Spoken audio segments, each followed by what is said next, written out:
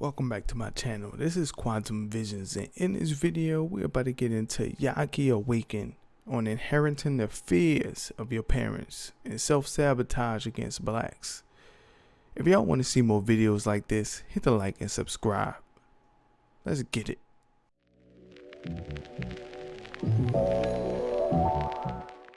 Please share your views about the transgenerational epigenetic inheritance theory that you can inherit stress from your parents and the idea that your environment can actually change your DNA. Okay, well, we can't call it a theory because it's been proven.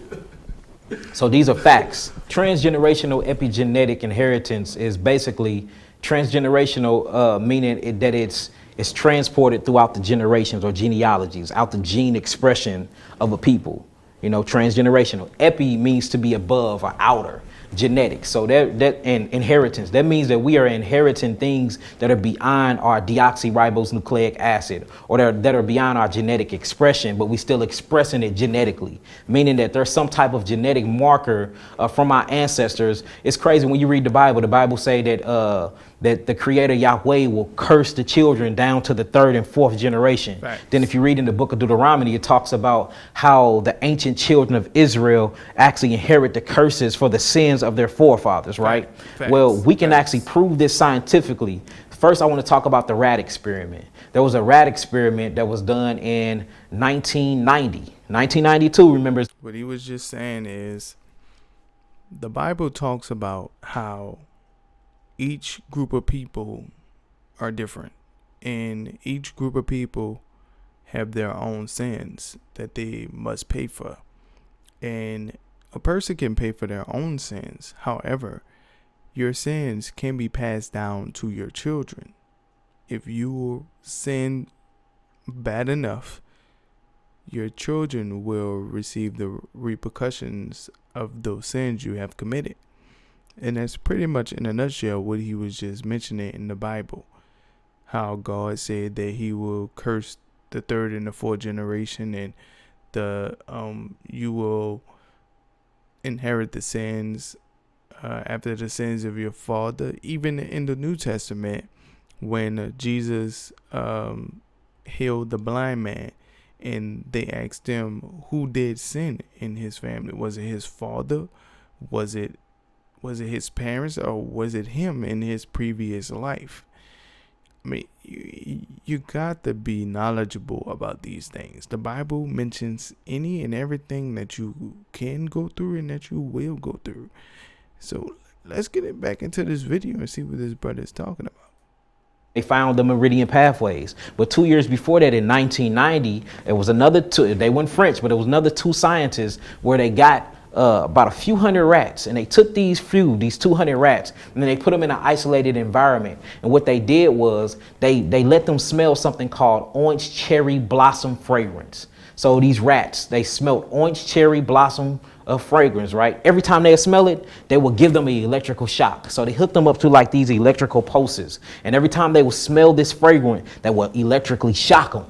It got to the point that they were so scared to smell this fragrance, right? Well, these were all male rats, 200 male rats. These 200 male rats end up having pups. End up having baby rats or baby mice.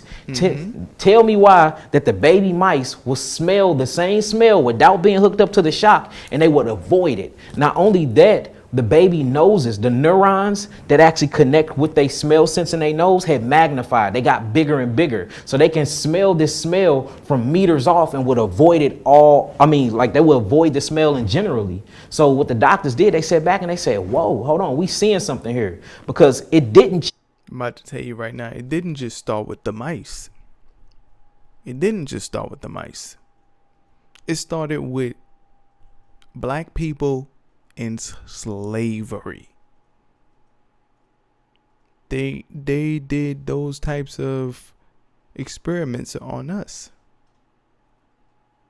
Why do you think that we still have these psychological issues that we have? They have been passed down through generations. Why do you think that the fear that we have for the police is so prevalent in the black community? It's not just because of the stuff that we're seeing today with the police brutality and all of that. that goes all the way back to the slave patrol and the KKK. We know what was going on at that time when our people was living at those times. And it's pretty much the same thing. All the slave patrol is the police now.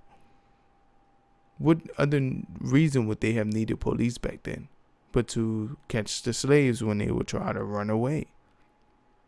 And that's pretty much what we deal with right now today. It's just genes that pass down through generation.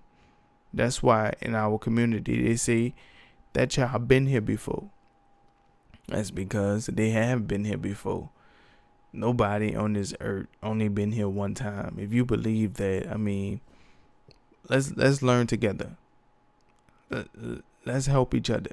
If you believe that we've been on this earth only once, that you've been on this earth only once, let's delve into it. Let's take a deep dive into that. Because the Bible says that it talks about people being on this earth multiple times. Let's get back into it. Changed the genes, it changed the way that the DNA read the genes. So DNA go through something called transcription, and basically the DNA reads itself. So it goes through transcription, and then after it goes through transcription, it goes through something called translation. The translation part is the reading part of the transcription. So what they noticed was that the rats read the actual genes differently, even though the genes was the same. Since the genes was messed up, and every time that these father rats smelt this for so many generations and they got an electrical shock from it, when these genes was passed to the sperm and the sperm actually created a new rat or a new mouse, when they smelt it from afar off, it automatically read to their body as fear, and it took them through a state of fight or flight, where adrenochrome and adrenaline, or what you'll call acetylcholinesterase, was actually released inside of these rats, right. And they smelt fear from afar off, and they wouldn't even go in the area where this actual orange blossom was, showing you that. So that is it. The baby rats practically built up a protection, like you know how when porcupines they put up their spikes or whatever, that's practically what these rats built up over the years through practically genetic altering, because the doctors altered the genes of these rats because they would never have been afraid of their smell without these testings that they put them through in prior generations. Let's keep going. Trauma, that fear, and that past experience and events can actually be transferred through your sperm cells or through the ovaries when you are actually conceiving and making a baby. So now let's back this up too. Let's go to humans. They did another study. This was somewhere in another different country. I can't remember the year, so I don't want to quote it. But basically, they looked at white males that went through famine. It was a famine that happened many years ago, and they noticed that the white males that went through famine, they lived longer. Their bone structures got stronger because the stress put on their body, it changed their molecular structure. It made them adapt to become like mutants. They got stronger. They wasn't hungrier. Yes, exactly. Built-in preservation. Literally, they was able to preserve themselves genetically. Well, check this out. They had children, and they children on an average lived 36 years longer than everybody else in that demographic. Not only that, their immune systems was very, very strong, or what I call the lymphatic defense system. Mm-hmm. Not only that, they didn't get colds, they didn't get viruses. And it was only the ones that participated in that famine.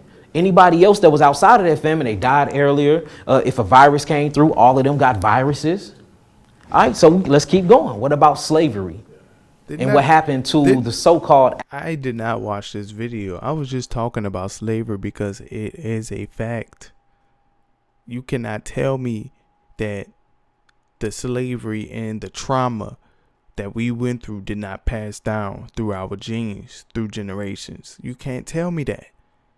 I know that for a fact. They got too many studies that prove what he's just saying about the lab mice and all of these other people going through these things and passing down certain genes throughout their generations. And our genes were altered through slavery. That's why we in the situation that we are right now today. Our genes were altered to try to change us to believe that we are a less people than the rest of the people on this earth. But let's continue.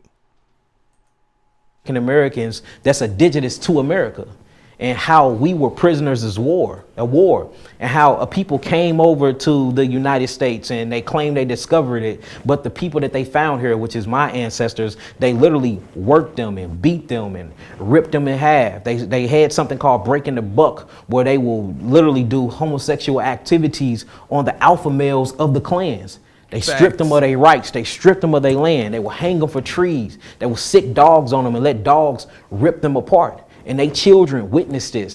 And that's why, I don't know if y'all realize, but a lot of our people are afraid of dogs. A lot of black people are afraid of dogs. That's because the gene was passed down through generation to be afraid of dogs, because dogs was one of the main animals that was used to come and track us down and attack us. Even without tracking us down, they would take them dogs and just let them go on us, and then we would just have to fight it off. And if we made it out, that gene was altered. Boom, run from dogs. Any dogs you see, we don't like them. We don't hang with these dogs.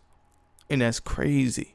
It's crazy that they actually changed our identities through slavery in every way possible. Every way. Let's continue. This trauma was embedded inside of the DNA, inside of the genomes. So now, today, when you look at the average so-called African American, we are naturally high in blood pressure, hypertension. Yep. That have something to do with the kidneys, the adrenals, and the heart. We're naturally high in diabetes. That has something to do with the kidneys, the adrenals, the heart, and the pancreas. Thanks. We're naturally high in all these different stress-related diseases, even if we eat well. So what's happening there? Is that a transgenerational epigenetic marker that have been passed down through what our ancestors have experienced, the reality? Yes, it is. 1000%. So we see that it's very, very real, and there's too many scientific databases and analysis actually showing that these things exist. There is more than genetics that is just passed down. I know people be like, boy, you look just like your daddy, but you hear it from your grandma and your mother all the time. Boy, you act just like your daddy. Girl, you act just like your mother. Girl, you act just like your auntie. So we see that there's epigenetic, there's different types of events and emotional expressions that we can inherit, even talents. Notice usually if you have a father basketball player, right? They're super tall, 6'3", 6'4". Their sons come out super tall, 6'3", 6'4", wearing a size 16 in shoe, right? You already know he's going to be on the court. He's going to have mad skills, and he don't even have to really practice. He inherited that DNA. He inherited those talents. Right. I want to ask something also. We speak about this a lot. Do you think self-sabotage we inherit everything from our parents, regardless on whatever the situation is, whether it's good, whether it's bad. And we have to understand that. And even in the crack epidemic, all of those urges that we have for these drugs or cigarettes or all of that, it was passed down. So it was an agenda to attack us generationally, not just based off of the people that they were dealing with at the moment. And some of them still homeless and still have the urges for those drugs that they probably never even took. You never even smoked the crack, but you don't even understand that you have an urge for it. And then once you get the drug, then now you realize if you're able to even make it out of it, that you always had an urge for this drug. And that's crazy. It's crazy how they did us. It's crazy how they manipulated our DNA structure to destroy us. Let's continue.